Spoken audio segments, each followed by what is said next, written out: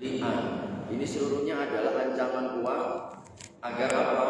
Agar kita mendapatkan atau agar terjaga. Setelah itu kita juga mendapatkan ajaran dalam surat An-Nur, kisah hadithul ifki, yaitu intinya larangan keras dan begitu ancaman sangat kuat bahwa mereka termasuk orang-orang munafik, termasuk orang fasik yang suka menyebarkan berita bohong, menebarkan fitnah. Jangan tebarkan fitnah. Maka ini juga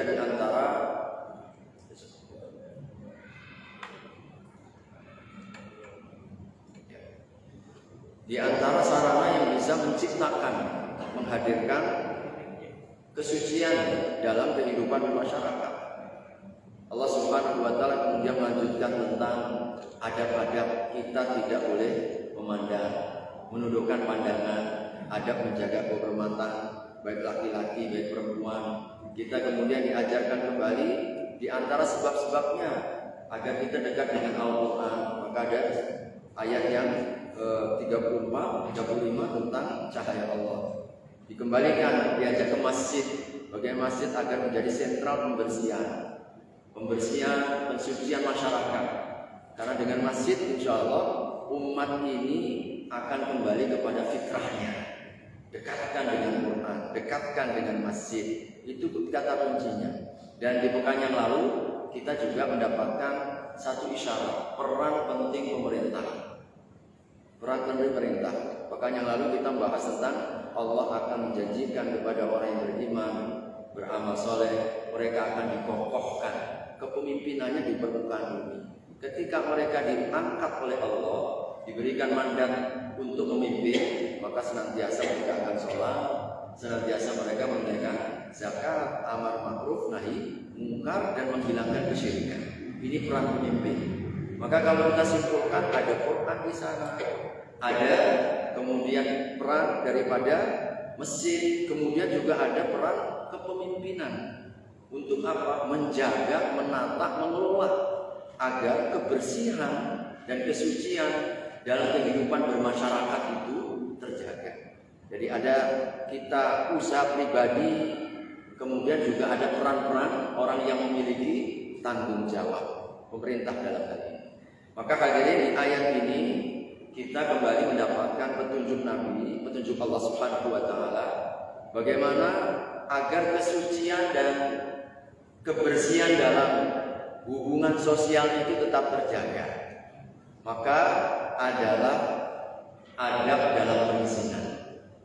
Jadi target dan juga hikmah dari perizinan ini mengantisipasi, menutup rapat peluang-peluang yang bisa mencederai, mengotori munculnya dan timbulnya kotoran-kotoran itu. Boleh jadi ketika kita ini tidak ada izin perizinan begini, terjadi yang lebih besar, asal masuk, asal kita tidak menggunakan izin dan sebagainya. Maka hadirin, ini akan sangat mempengaruhi. Maka insya Allah ada izin bagian dari tema sentral dalam surat An-Nur untuk menciptakan bagaimana agar kebersihan baik pikiran, baik perasaan, baik dalam hubungan sosial itu terjaga.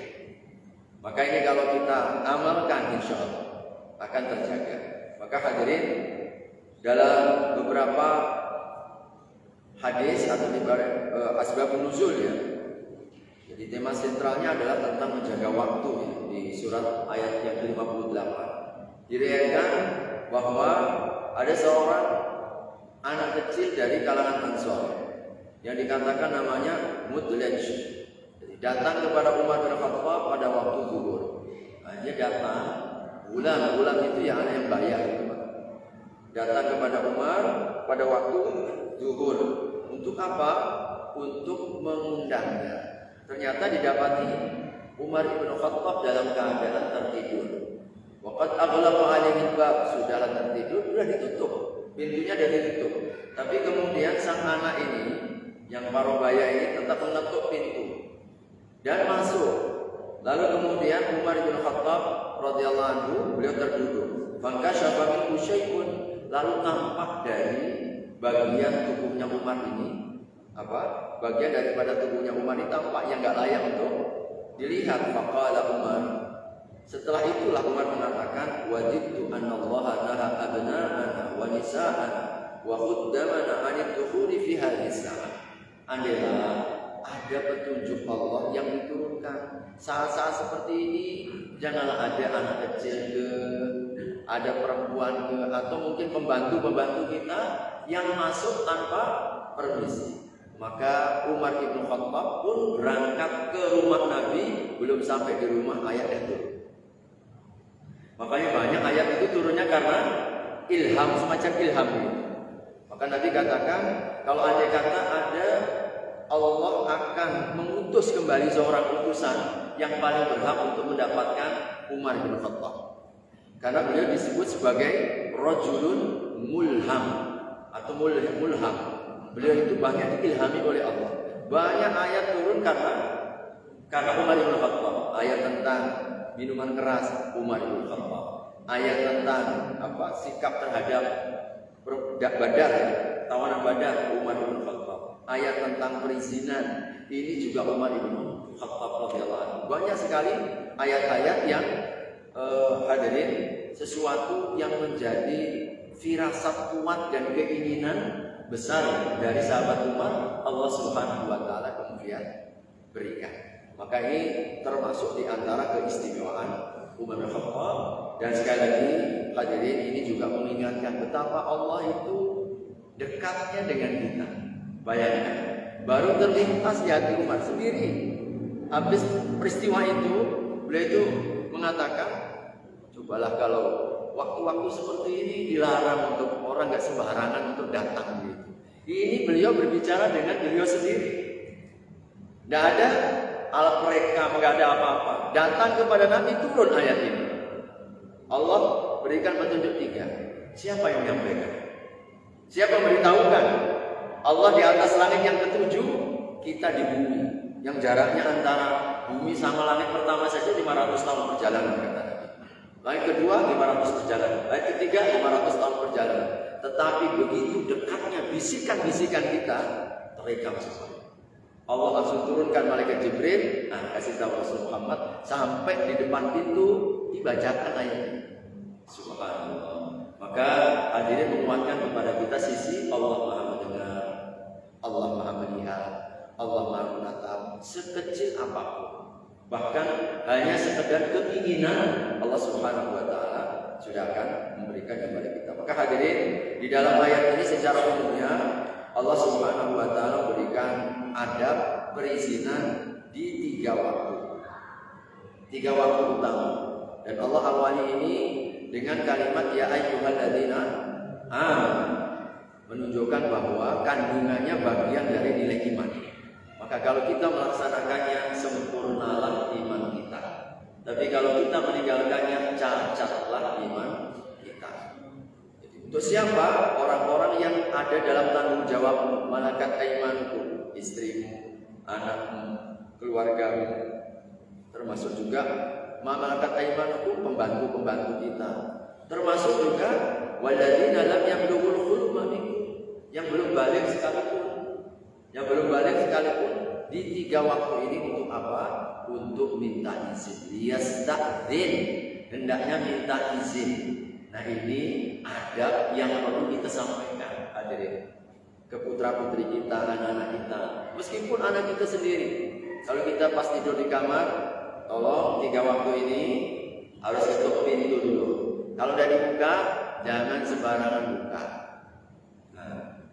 Jadi harus kita ajarkan habis zuhur, habis subuh, dan disebutkan habis isya. Jadi 3 waktu ini yang jikalau misalkan pintu dah tertutup, tidak boleh sembarangan kecuali minta izin dulu. Minta izin dulu. Hadirin rahimakumullah, terkait dengan hal ini, saya ingin menambahkan banyak adab yang disampaikan oleh Nabi SAW ketika kita minta izin. Di antaranya adalah kita tidak boleh melihat. Ketika minta izin itu, janganlah kita minta izin sambil mata kita jelalatan ke dalam. Apa fungsinya? Jadi kita sambil celingak-celinguk gitu ya. Itu nggak boleh. Jadi yang begitu Rasulullah SAW sampaikan, ittala'a rajulun min juhrin fi hujari Nabi ada seseorang yang ngintip di lubang-lubang kamar Nabi sallallahu alaihi wasallam. Wa ma'an Nabi sallallahu alaihi wasallam madriyun. Padahal pada waktu itu lagi sedang bersisir, yahukku bihi ra'sahu, dia bersisir kepala beliau sallallahu alaihi wasallam. Faqala, maka setelah mengetahui beliau menyampaikan, "Lau a'lamu annaka tandur," kalau aku tahu kau tadi mengintip, la qa'antu bihi fi ainika, aku colok itu matamu. Amin. Kalau aku tahu tadi engkau lagi sedang mengintip, aku colok itu matamu. Subhanallah. Innama ju'ilal istidhan min ajlil basar. Maka Nabi sampaikan, kenapa ada adab izin? Adalah demi pandangan. Izin itu untuk menjaga pandangan. Jadi kita memandang itu berarti kita menyalahi. Makanya adanya izin itu untuk menghindarkan agar kita ini tidak memandang sesuatu yang gak boleh, atau orang yang ada di dalam rumah itu tidak terpandang sesuatu yang tidak diinginkan. Nah ini karena Nabi menginginkan, kenapa ada izin? Li ajlin nazar. Maka kalau ada orang yang minta izin tapi mandang-mandang, berarti ini salah. Kita minta izin itu sesungguhnya biar gak terpandang. Kita minta izin dan mandang duluan, colok jangan tanya. Jadi boleh dicolok. Maka hadirin ini boleh ya di sama kita ketahui dalam riwayat Abu Hurairah, "Lau anna rajulan ittala alaina bi ghairi idnin," kalau ada salah seorang yang mengintip tanpa izin, fa khadabtahu bi hasatin fa faqa'at ainahu, lalu kau lempar dengan kerikil, lalu gara-gara itu fa faqa'at, matanya menjadi luka atau buta, maka alaika min junah, kau tidak berdosa. Jadi kalau sampai terjadi sesuatu gara-gara ngintip itu, misalkan kita lempar ke atau kita jolok begitu, sampai terluka, tidak ada dosa banget. Sebab ini hak kita, dia yang salah. Kemudian Rasul juga menggambarkan kepada kita adabnya. Dalam hadis Abu Dawud disahihkan oleh Al-Albani, disampaikan di sini adalah seseorang dari Bani Amir minta izin kepada Rasulullah SAW. Kemudian beliau mengatakan, "A'aliju, bolehkah aku masuk?" Kepada Rasulullah kepada pelayannya, "Ukhruj ila hada fa'allimul istidhan." Tolong kau keluar dulu kepada yang mau minta masuk itu dan ajarkan izin. Qul assalamualaikum a'adkhul. Fasami'ahu rajul, aku katakan kalau minta izin itu caranya, sifatnya apa? Assalamualaikum. Boleh dia masuk, Pak? Salam, baru minta izin. Bukan minta izin masuk, salamnya terlambat. Maka Nabi ketika melihat ini meluruskan atau sampaikan caranya minta izin itu gimana? Salam dulu, baru minta izin masuk. Maka setelah mendengar ini, sang sahabat ini mengatakan, "Assalamualaikum a'adkhul." Assalamualaikum, bolehkah saya masuk? Fa'adzina lahu Nabi. Maka Nabi SAW memberikan izin. Maka hadirin, ini disampaikan adab-adab seperti ini. Kemudian Rasulullah SAW juga mengingatkan, hendaknya tidak boleh orang yang minta izin itu berdiri di depan pintu, dekat pintu. Jadi Rasulullah SAW menyampaikan dalam hadis Sa'ad bin Ubadah, "Ja'a rajulun faqama 'ala babi Nabi." Datanglah seseorang, lalu beliau berada di depan pintu. Di depan pintu, yasta'dinu mustaqbilal bab. Minta izin sambil pintu itu di depannya. Nah ini kadang-kadang kita begitu, rata-rata kita ya. Depan pintu, tok tok tok. Faqala lahu Nabi sallallahu alaihi wasallam, melihat ini Nabi kemudian memberikan petunjuk, "Hakadha angka fa innamal istidanu min ajlil basar." Mestinya engkau itu menyamping, jangan di depan pintu. Jangan di depan pintu. Karena apa? Karena izin itu disampaikan atau diperintahkan untuk menjaga pandangan. Nah kalau kita ini depan pintu, orang belum siap, buka belum siap misalkan. Nah ini kita bisa melihat, atau orang yang penghuni rumah ini merasa merasa ya ada sesuatu hal yang tidak mereka sukai kan gitu. Maka hadirin ini dilarang. Nah di dalam bait yang lain Abu Dawud di Sahih Al-Albani dari Abdullah bin Busr, "Idza ataba qaumin lam yastaqbilil bab min tilqa'i wajhihi." Kalau kalian ketika bertamu berkunjung minta izin jangan menghadap pintu. Walakin min ruknihil aiman awil aisan. Tapi posisikan berada di sisi kanannya pintu atau kirinya pintu. Wa yaqul assalamualaikum, baru kau katakan assalamualaikum. Rawahu Abu Dawud wa sahahahu Al-Albani. Di Sahih Al-Albani. Hadirin, adab-adab yang seperti ini jarang terangkat. Jarang terangkat, bahkan mungkin jarang yang diamalkan. Dan ini petunjuk Nabi. Kita bahkan kadang-kadang orang maksa kadang-kadang. Inilah sudah bawa proposal depan pintu, nggak pakai adab, tok tok tok, assalamualaikum, tok tok tok depan pintu. Tiba-tiba kita buka, proposal. Gimana gitu, nggak sakit hati. Adabnya nggak dipakai, kadang-kadang maksa begitu. Padahal nanti 3 kali minimal kan. Masya Allah. Inilah kadang-kadang kita diantara kita. Makanya mudah-mudahan ini bisa kita amalkan. Kita hidupkan kembali petunjuk dan sunnah Nabi. Adab dalam perizinan ternyata ada. Kita posisinya di mana ketika ketuk pintu, sisi kanan ke atau sisi kiri, jangan depan pintu. Hikmahnya apa? Karena untuk menghindarkan penglihatan kita. Kemudian menyampaikan nama. Dari Jabir bin Abdullah radhiyallahu anhu, "Ataitu Nabiy sallallahu alaihi wasallam fi dainin kana ala abi." Aku pernah datang kepada Nabi sallallahu alaihi wasallam untuk membayarkan utang yang menjadi tanggung jawab ayahku. Fadaqtul bab, lalu kemudian aku petuk pintu. Faqala madza? Faqultu ana. Faqala ana ka'annahu karihaha. Muttafaqun alaih, disepakati oleh dua imam, Bukhari dan Imam Muslim. Ketika sahabat Jabir ini datang untuk menunaikan tanggung jawabnya, membayar utang, ketuk pintunya Nabi sallallahu alaihi wasallam. Siapa? Saya. Maka ketika mengatakan saya, Nabi menjawab, saya.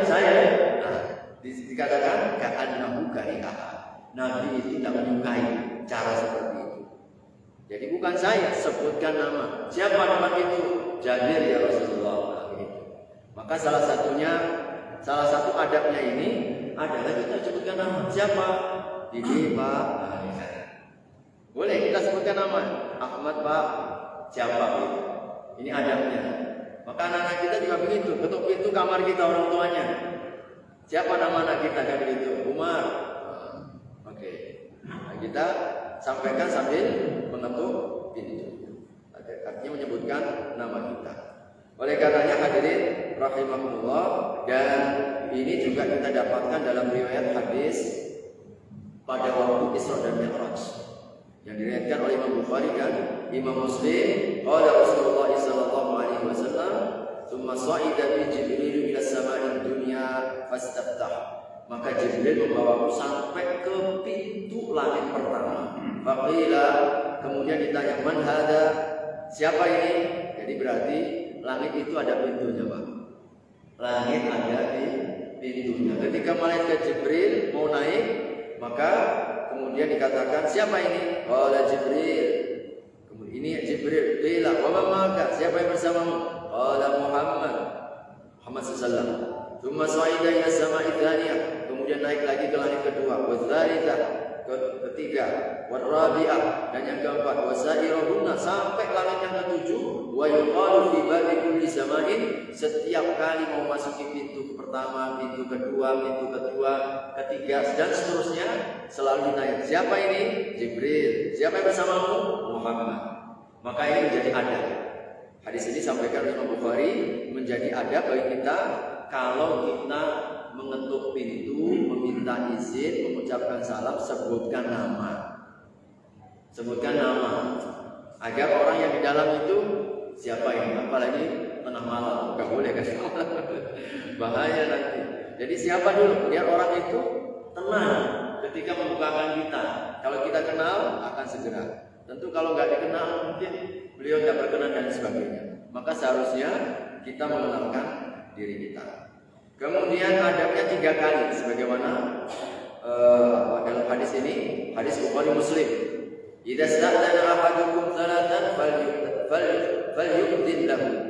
Kalau salah seorang di antara kalian meminta izin 3 kali, maka izinkan. Wa illa falyarji'.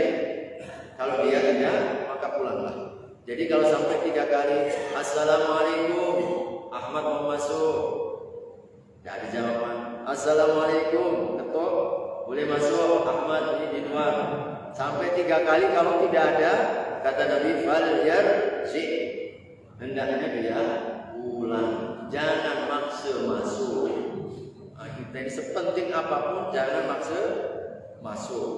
Maka hikmah 3 kali ini hadirin sebagaimana Ibnu Abdul Bar dalam kitab At-Tamhid, mereka mengatakan apa? Al-marratul ula minal istiqlal.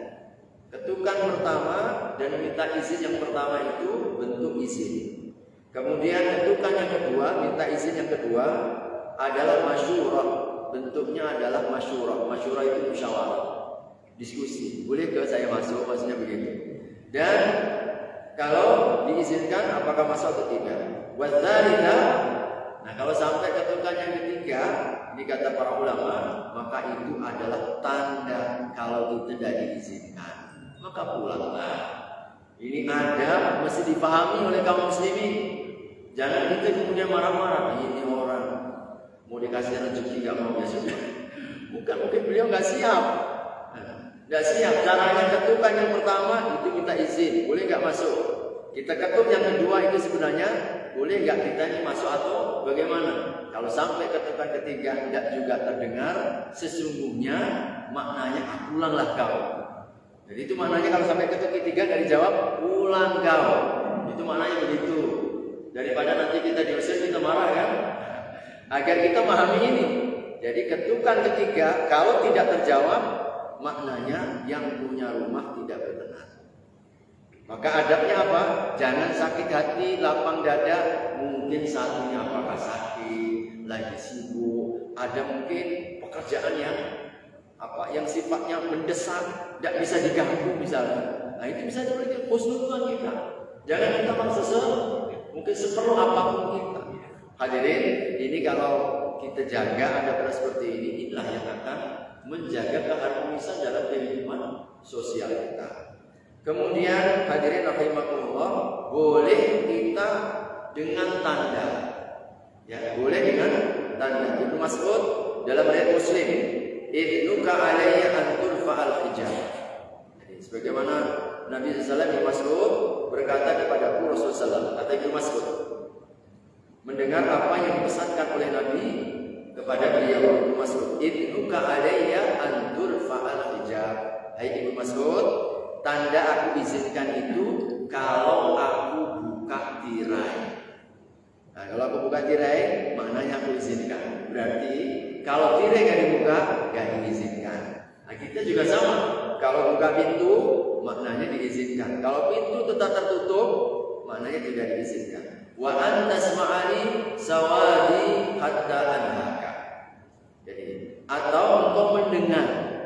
Jadi mendengar ketukanku atau mendengar sawadi ini semacam hadirin rahimahullah isyarat tangan.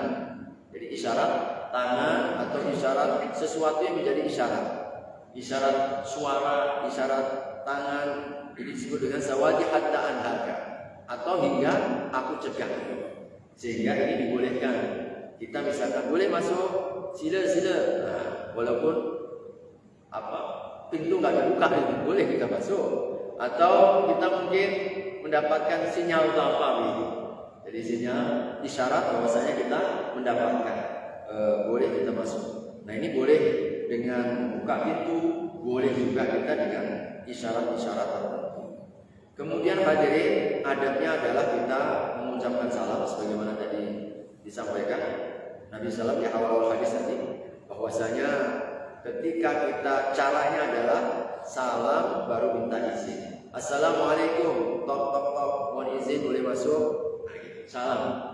Karena Allah Subhanahu wa taala di surat An-Nur nanti ayat 61 kita akan dapatkan juga fa idza dakhaltum buyutan fasallimu. Kalau kalian masuk rumah itu ucapkan salam. Tahiyatan min indillah, sebab itu adalah penghormatan yang langsung Allah ajarkan dari sisi Allah, mubarakatan thayyibah, yang penuh dengan keberkahan dan penuh dengan kebaikan. Jadi kalau kita ini mengucapkan salam kepada saudara kita saat berkunjung silaturahim, insya Allah di sana ada keberkahan, di sana kita mendapatkan kebaikan.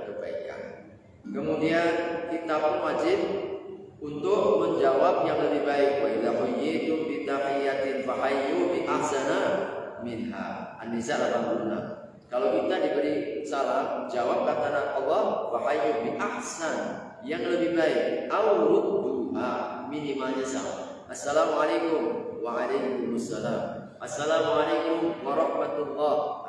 Minimal ditambah.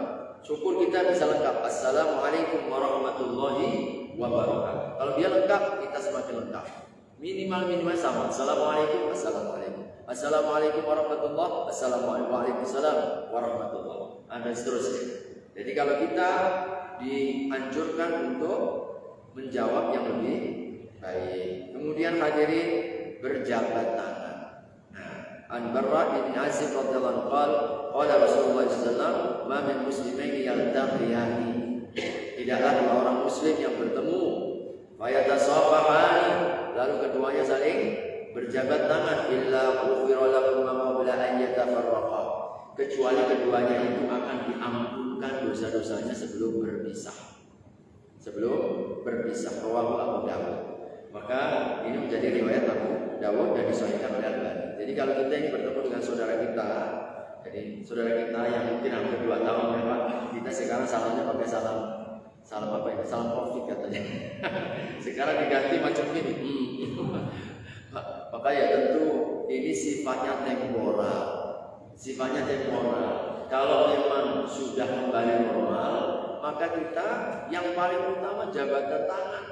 Dan ternyata salah satu hikmahnya menggugurkan dosa di antara kita, mempererat kasih sayang dan cinta di dalam jiwa. Ya, menghilangkan yang namanya kebencian. Kita ini kalau jabat tangan insya Allah rontok semua, dosanya rontok, irinya rontok, ya kebencian dan kemarahannya pun juga akan rontok.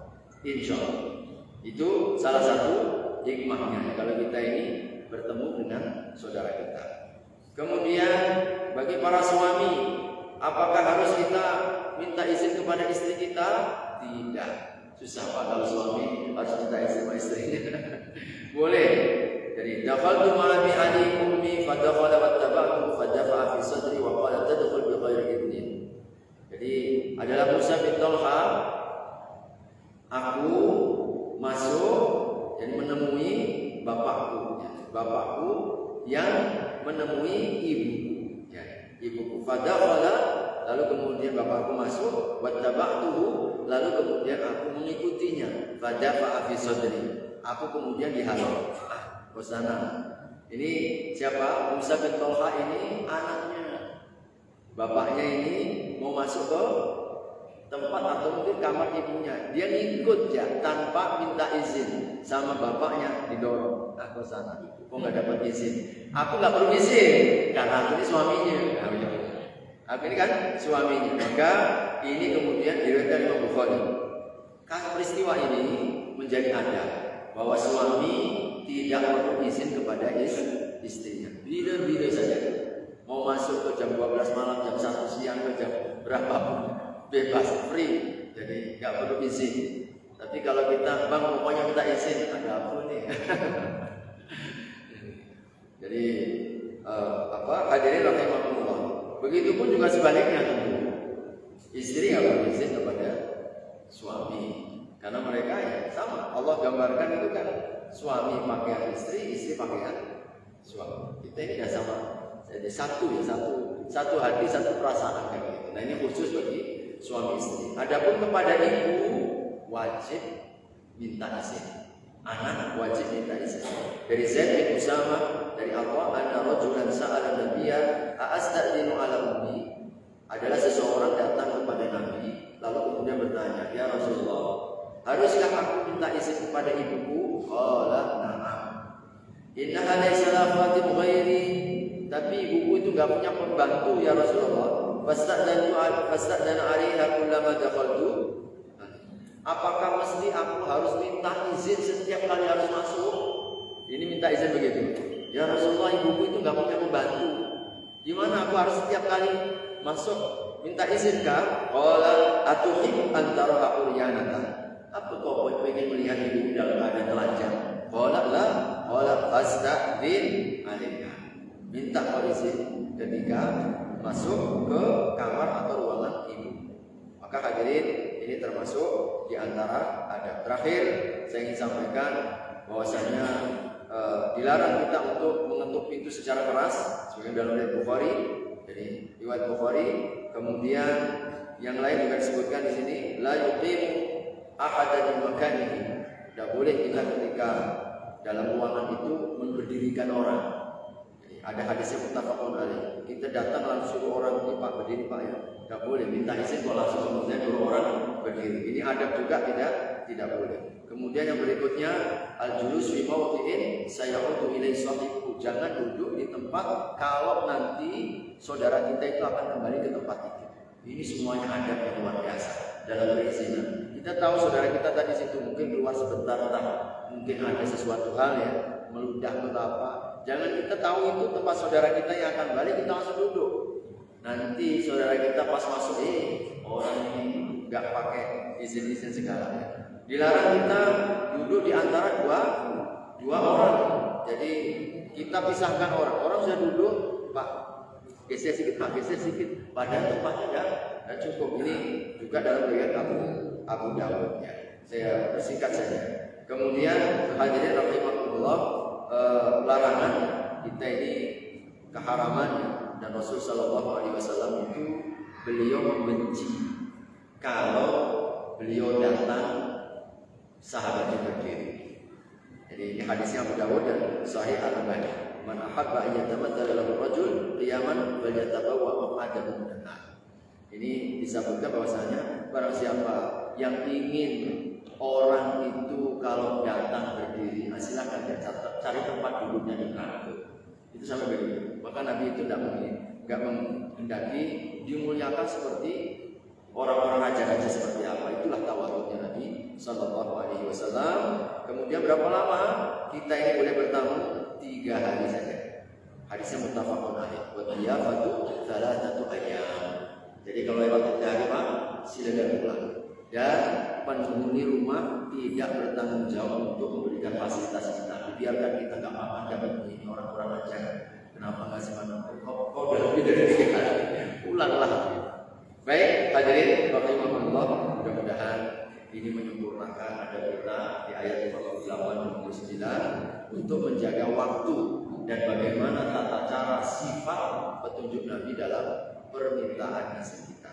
Mudah-mudahan bisa menjadi mengingatkan kembali, kita amalkan di dalam kehidupan kita sehari-hari. Aku qouli hadza wa astagfirullah. Mari kita sempurnakan dengan doa kafaratul majlis. Subhanallah.